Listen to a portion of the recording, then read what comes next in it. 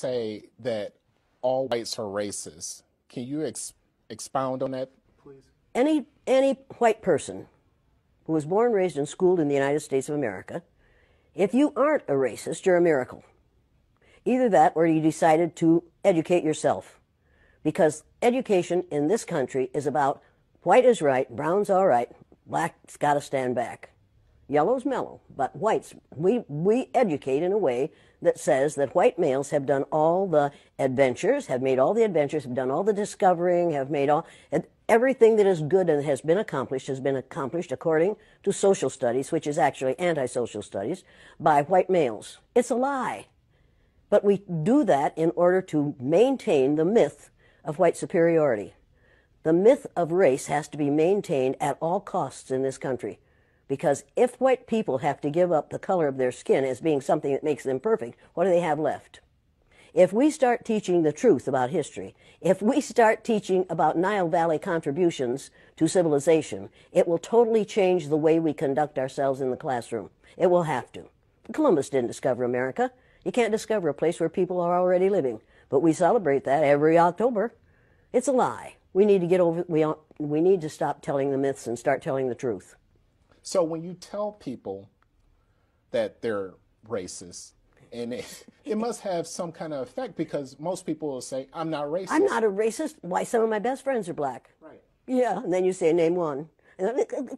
Or this one, I don't see color. And when some woman says to me, I don't see color, I say, I knew that. If you saw color, you wouldn't dye your hair that way.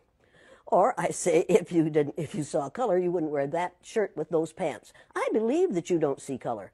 It's an attempt to deny skin color. And it's an attempt to deny what's wrong with seeing the color of my skin. Is it all right for you to see me kind of pink? That's okay for me. I don't mind. And I suspect that you don't mind being seen the color you are. You have a right to be what you are. And until people in this country and people in this world get it into their heads that the first modern human beings that evolved on this earth were black women. They evolved in sub-Saharan Africa about 280,000 years ago, and every human being on the face of the earth today has the memory of those black women's genetic structure in their genes. Now, we don't want to admit that, but that's the way it is. And as people moved farther and farther from the equator, their bodies produced less and less melanin, so their hair, their skin, and their eyes got lighter. As they moved into the east, they ate a lot of fish and a lot of vegetables, so their skin took on a different tone. I found that out when I was raising little kids. My husband worked in a supermarket.